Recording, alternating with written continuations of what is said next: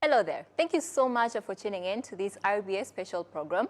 For the next few minutes, we are going to have an in-depth conversation with industry leads. We'll be looking at growth, we'll be looking at impact, we'll also be looking at the future of the Basketball Africa League. And we will examine how the league is not only transforming the business of sports, but also creating opportunities and also uplifting young talents, as well as elevating the continent's global profile. During this conversation, I'm going to be joined by two incredible people. We're going to have Alison Pfister, the Vice President of Team Operations and Organizational Growth for the Boston Celtics, and also a former WNBA All-Star. And we also have Bien Aime Baraza, one of the most celebrated African artists. We are going to be having a very fun-filled conversation, and we invite you all to also be part of this conversation. Now, to start this off, Bien, I'm going to start with you. Yes. The BAL opening ceremony, very, very much anticipated, especially your performance. How do you see sports, music coming together to uplift the continent? Yeah. First of all, thank you for having me. I appreciate it. And I love being in Rwanda. It's one of my favorite places in the world. I want to thank the BAL for choosing me to be the ambassador for this season. I have come to watch the games here as a fan. And performing at the opening ceremony is a dream come true for me. I think music and sport have a very symbiotic relationship in uniting the continent and also building opportunities for our youth. I see a future where music and sport will cater to at least 50% of the creative economy's employment over the years. And it's an opportunity for us to build, it's an opportunity for us to fellowship, and to be in the same space and to celebrate this continent and the beautiful things it has to offer. Yeah, amazing and well put. And as you said, as the ambassador for BAL 2026, what does it mean for you to be representing the talents, for you to be representing even the future, especially for the young people who've been following this? I think it's first of all a gift to my younger self. I grew up playing basketball, and there was no way out. And for me to be here right now representing this league means that there's a chance for the younger me and the future me to have a chance at a shot at basketball. So it's a beautiful thing to see that the future is in safe hands. The quality of basketball at the BAL is almost at par with the NBA, with not even a tenth of the development budget. So the future is in safe hands. When I look at our up-and-coming players, the ballers are coming, and they're hooping, man. So we're in a good space. We're in a good space. And Alison, sports, basketball, we can say it's part of your DNA, if we put it that way. When you're looking at the parallels between NBA as well as basketball, especially here on the African continent, what are your thoughts? Wow, I would like to say I am so grateful to be here and on the stage with such renowned talent. So many parallels. You spoke about the talent pipeline that exists here in Africa, and you see that imprint all over the NBA, and not just the NBA, but just in the collegiate ranks, in the high school ranks all over the world. For me, it's a smaller microcosm. It's the talent, it's the culture, the arts, all melding into one, amazing moment. That's the BAL playoffs and finals, and so I'm just really thankful to be here to celebrate that. And as you said, you're so passionate, and we see your passion also reflecting to some of the work that you're doing with your communities. Could you just tell us more about the initiatives as well as the impact that you're seeing the initiatives having within the local communities? Yeah, I'd like to say that being in a role like mine, it serves zero purpose if you aren't using the platform to leverage it to do impactful work. And for me, one thing that's always been a passion of mine is empowering young women and girls who are, largely underrepresented in positions in professional sports, especially in the U.S. And I don't know the numbers about, the African continent, but I can just imagine that the numbers are, even fewer. And so this platform has the ability to create that pipeline to show young African girls that there's a space for them in places that I've been. So yes, the door has been open for me, but it serves no purpose if I'm not using this platform to help, pull some folks through with me. Yeah, and also even looking at the work that you've done, you've been in the music industry for so many years. How would you say your work has been influenced by the African culture? And what should we expect going into the BAL event? How will that also be reflected into the performance? Yo, man, I think anybody who has listened to my discography over the years can attest that I am very African in how I express myself, in how I merge the different cultures on the continent to create art. And what will be on stage on the 22nd at the BK Arena is going to be a celebration of African culture and African music.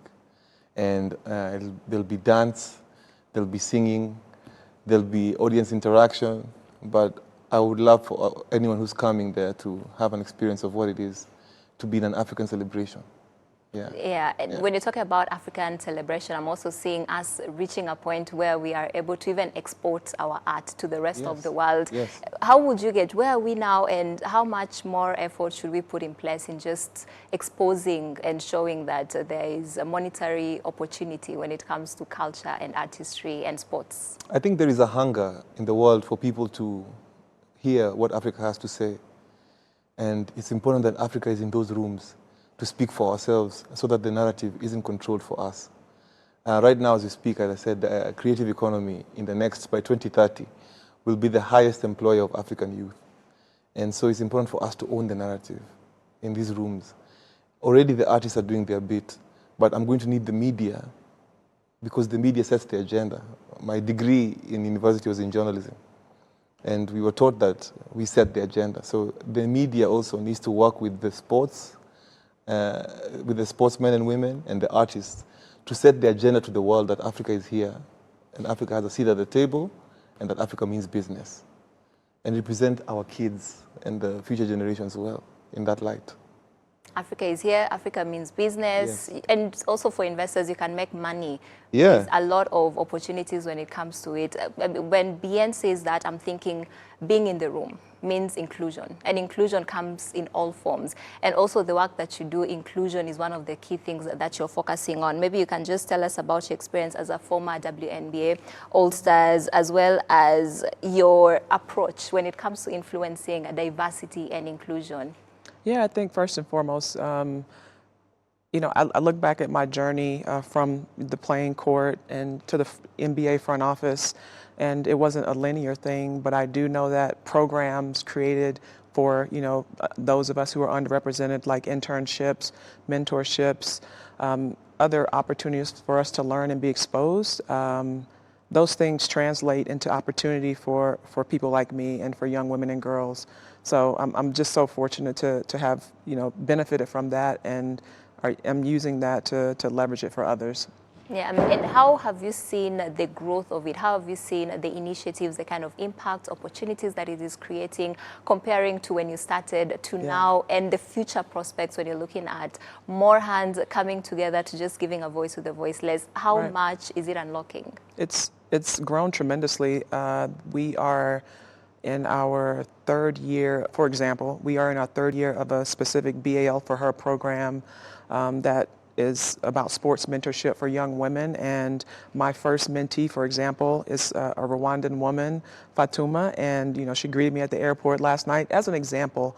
But we're now in our third year, and the more we can pour into programs like that, those are multipliers to create opportunity and exposure for young women. Yeah, and what are your hopes, Ben, when you're looking at the future of basketball, the future of talent? When we say Africa is a young continent, we have so many young people here. Yeah. When you're looking at the future, what do you see? My hopes for the future is that we will build structure, because it is only when you build structure that all the other things start to make sense. Structure will create purpose. People will find themselves. You know, Alison is a beneficiary of a structure that has been built to make sure that she succeeds. And so I would like for Fatuma to be able to succeed in the same light. But only through structure and development is when we can see more Medina Okots, more Fatumas, and more up-and-coming basketball players and musicians benefiting. So I would love for us to really, really, in our generation right now at least, to make sure that we build the structures for the future to succeed and to own the structures as well. It's important that on top of building the structure, that Africa owns the structures so that we will able to also to benefit financially from them. Yeah, benefiting by financially. Just my mind goes back. There was a time when we were actually looking at art in a singular lens. We're looking at agriculture in a singular lens. We're looking at sports in a singular lens. How is it important to just merge and be like, at the end of the day, collaboration, the different sectors working together can create more opportunities, especially the role of music when it comes to unlocking all this potential that we have within the different sectors? Yeah, I mean, you said it yourself in the question that collaboration is the most important thing. And music for me and sport is the quickest way to collaborate. You know, me and Alison can sit here and bond over our love for the sport and our love for the Boston Celtics. We can sit and bond over a song that we love. And music is the quickest way to export anything across the continent. When I work with the Rwandese artists, we don't need embargoes and large contracts like we do in the agriculture industry or in any other industry. So music and sport needs to be the first frontier in making sure that Africa and the rest of the world are collaborating. And then everything else needs to follow suit and try and make it easier for Africans to travel across the continent, for Africans to do business together across the continent, for sports to come and merge into other things and art to merge into other things. It all starts with music and sports. Music and sports. And for Alison, when even looking at the initiative, looking at everything that you're doing to give back to communities, looking at empowering them, what is the one thing that you hope for when you're looking at the future? If someone comes and says, what's your ask with everything that you're doing, how would you paint that? Wow, I would ask for open eyes and investment. Like you can do things on a small scale, and obviously it's going to have an impact. You're going to plant a seed. You may change a life, but investing in a system that is what's really transformative. And I think you see that with all that's happening with the Basketball Africa League here. It's I wasn't here when it first started, but I can imagine, and I will get a visual of it in a couple of days. But I'm amazed at what investment has meant for this league and will mean for so many countries across the continent. Yeah, indeed, the Basketball Africa League has opened so many opportunities over there. But then I'm also curious, when you're doing this initiative, how do you feel the reception from the young people, from the women? How open are they? How eager are they? Or what is the missing link? Anything to be worked on? Oh, it's life-changing. I'm totally in this for selfish reasons because you get a rush of adrenaline, a rush of, I don't know what it is, when you know that your music or your sport or is actually, allowing people to disconnect from the daily life to go to another place and also learn things that are immediately applicable to life, like teamwork, communication, resilience, all those things. We'll change the world with teamwork. We'll change the world being better communicators. We'll change the world with some empathy and understanding, and that's what sport is doing, and that's what it's done for me. Yeah, and Bien, as we wind up this conversation, maybe what could you tell us? We're all excited for BAL. What should we expect? Could you give us sneak peeks? Sneak peeks. No. On the 22nd of this month, we're in May right now. Yeah, this is May. Yeah, this is May. Shit, Merry Christmas, man. I know. The year is over. Right. On the 22nd of May, I'm going to be playing at the BK Arena at the BAL. Jesus Christ, my mind.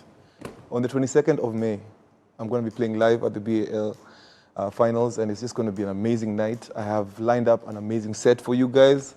I plan to really show up. The energy is going to be off the roof. The music you love is going to be before your eyes. And I can't wait to see you guys. So get your tickets and we'll be together. Amazing, and we'll be there. And to deliver this, how prepared would you say Rwanda is? You have a back row seat, you have a front row seat, you have a center seat. Give us a 360. I just think Rwanda is always prepared. And what we haven't discussed today is how important leadership is in making sure all these things come to life, and how proper leadership has brought the BAL to this continent and given dignity to music and sport through the BK arena. You know, so Rwanda is always prepared, and I'm always prepared. It's going to be amazing, man. Watati. Finale watatupenda.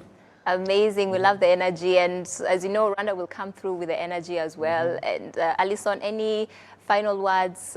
What should we expect? What are your expectations? How excited are you for this season? This will be my first like professional game on the African continent, and I get like the best world-class talent from a music perspective and on the court talent. Like I'm really excited, and yeah, I know it's going to be fantastic. Thank you so much. And this wraps up this RBS special program. We're looking at the impact growth opportunities that are created by the Basketball Africa League. You're with me, Naringwa Fiana Mothoni. Thank you so much for tuning in.